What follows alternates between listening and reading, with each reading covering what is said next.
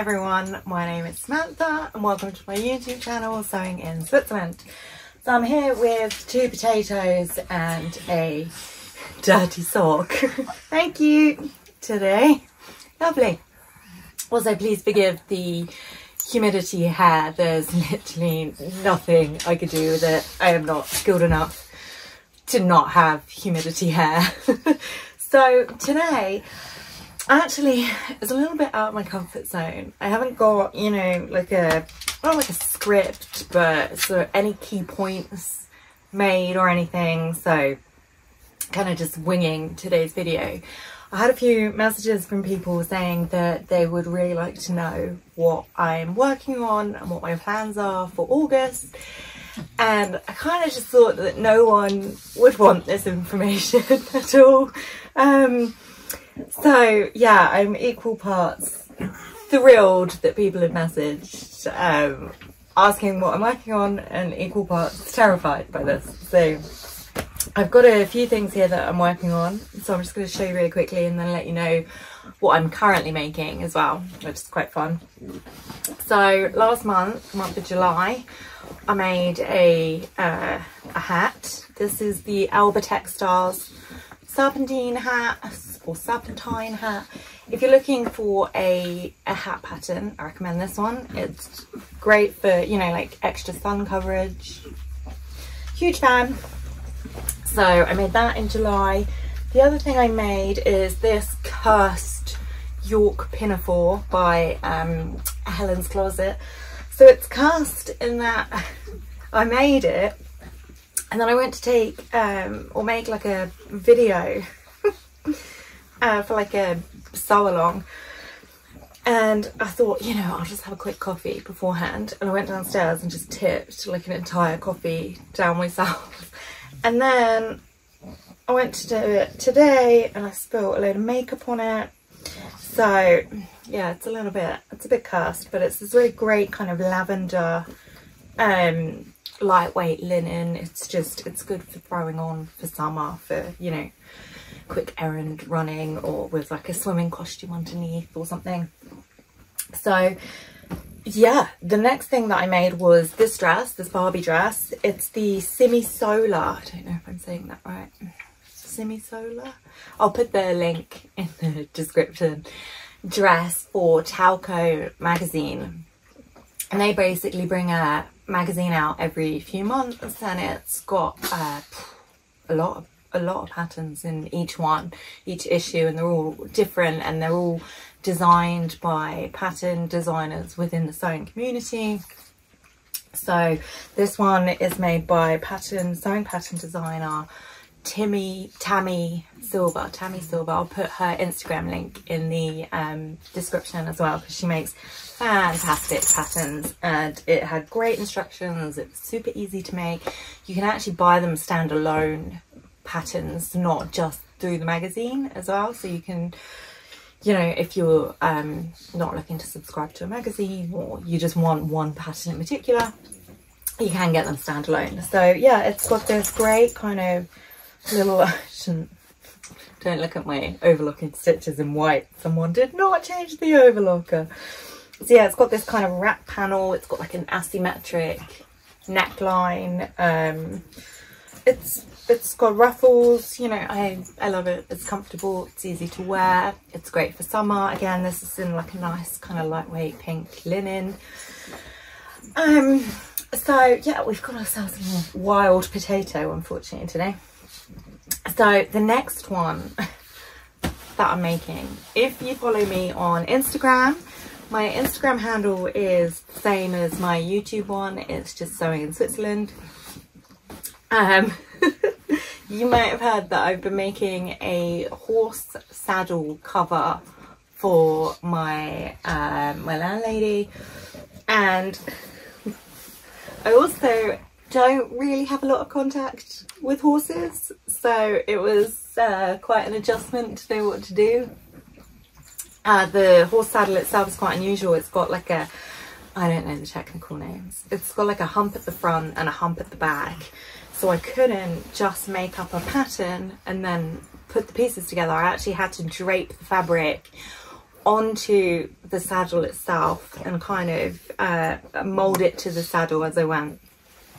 So hopefully you can kind of see the shape there. So we've got this is one hump, this is another hump, and then we've got elastic running on the underside where the foot bits go. I think I've maybe come into contact with that.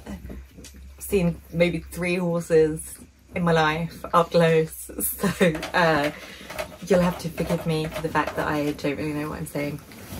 So yeah, I pieced it all together using cord because I couldn't cut into any of the fabric because the shape would just collapse.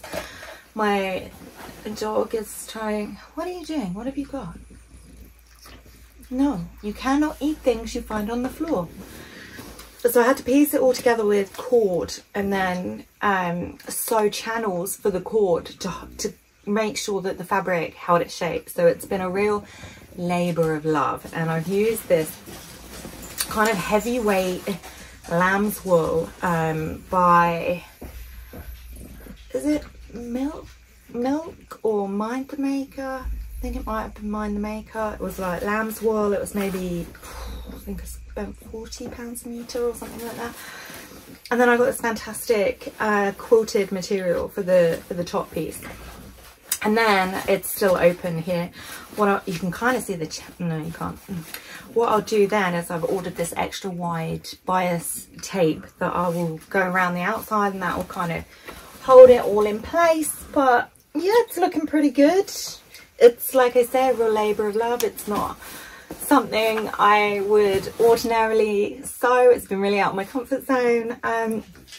Not because it's been difficult, but because it was a bit, the construction and the idea of how it comes together when you don't actually know the item that you're dealing with, you know, it's been fun. It's been great to learn horse saddle sewing for want of a better name for it.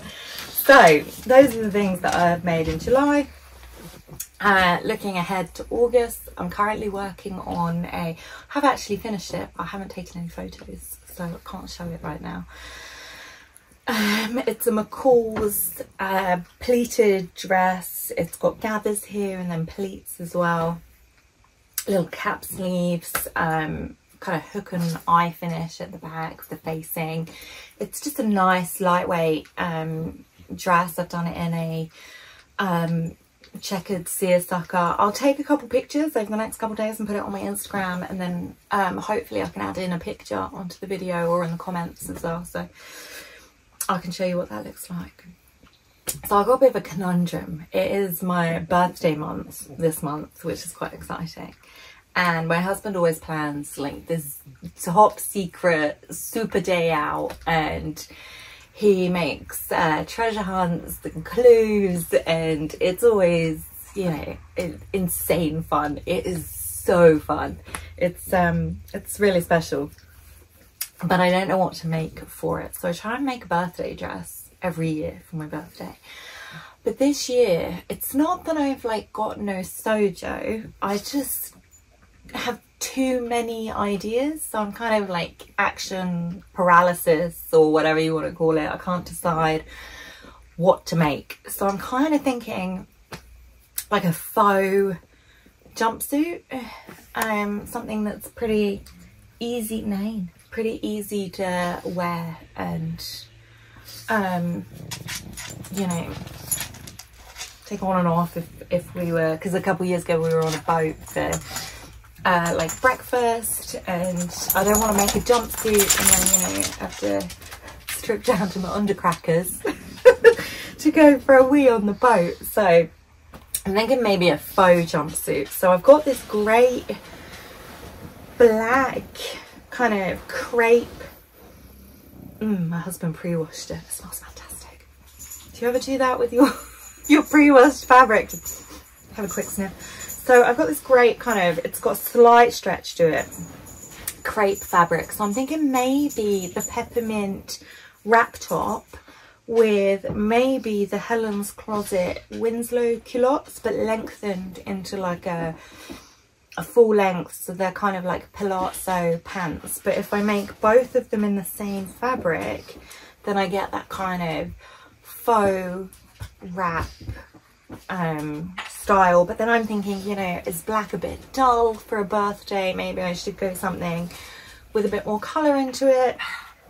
So yeah, I'm stuck, if I'm honest. And then I thought, well, you know, why am I making two-piece? Maybe I should just go for an all-out dress, something really over the top and dramatic. I made the Stitch Witch patterns, I believe it's the Capulet dress last year, with like an organza and then like a tulle, like a sheer tulle overlay with like embroidered flowers on it. It was really over the top and wonderful. So maybe I should do something equally over the top, or maybe I should keep it, you know, less dramatic this year. I don't know. There's so many things that I want to make and so many things that I don't know. So if you have any ideas, or if you have any opinions on whether I should go dramatic or kind of keep it oh gosh, I don't even know what the word is, understated, try and keep it understated, or go for that kind of elegant faux wrap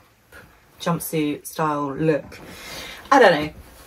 So the next thing I wanted to make was some, I mentioned in yesterday's video, we have like a really crazy heat wave here. I know the world is literally on fire. We've been very, very lucky, but it has gone from really cold, well, not really cold, but you know, like, I don't know, like 13 degrees up into the 30s in the space of like a day. So it's suddenly very, very warm. So I'm going to make a couple of summer dresses. I've got a Salvi dress from Sew House 7 cut out that I'm going to stitch up.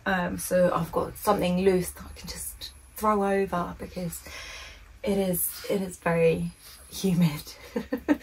But I'm kind of, you know, I'm kind of over summer. I'm not a summer person by any means. I am, you know, that stereotypical autumn person that everybody mocks, who lives for pumpkin spice and wears tartan for the whole of October and only mustards and rusts. It's me.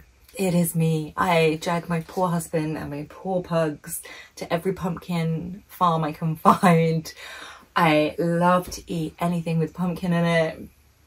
Everything has to be pumpkin spiced. I like to wear, you know, anything with a tartan, any kind of turtleneck number. So I'm kind of really shifting into like fall season or autumn season and wanting to sew up some, you know, slightly richer, deeper colours than, you know, summer colours. So is anybody else feeling like that? Is anybody else feeling that they want the transition into autumn to come a little bit quicker? Or is that just me? I know we shouldn't wish our days away, but I am really feeling, you know, some autumnal colours. I've got this really great tartan actually here. It's electrical. And I kind of wanted to make the Fibre Mood Vivian waistcoat. My friend made one in pink and it's fantastic. But in like a tartan with maybe like a True Bias Roscoe blouse underneath. So like a little waistcoat number. Then maybe some matching wide leg trousers I think would be really gorgeous for that. I don't know. I should probably stop looking at the autumnal colours and get back to summer sewing, to be honest, because it is only what, like early August. So yeah, if you have any ideas as to the birthday outfit, I would be very, very grateful. And also, what are you all working on at the moment? Like, what is on your machines? What are you sewing up? I'm really not stuck for ideas, but kind of in that paralysis, and I just want someone to say, Sam, make this or make this. Like, sometimes I just want that decision taken away, because I'm thinking I can make this or I can make that, and then, you know, 2 days go past and I still haven't picked or decided on a pattern, and I just kind of get stuck sometimes. So I would love it if somebody could suggest something for the birthday outfit, and if you could all tell me what you're working on, I would very much be very appreciative, very grateful of that, because I'd really like to know, actually. I do really love this sewing community and being able to converse with you guys like we do in the chats and whatnot, and I know a few people have reached out over Instagram as well, which has been really lovely. Puppy snoring down here somewhere.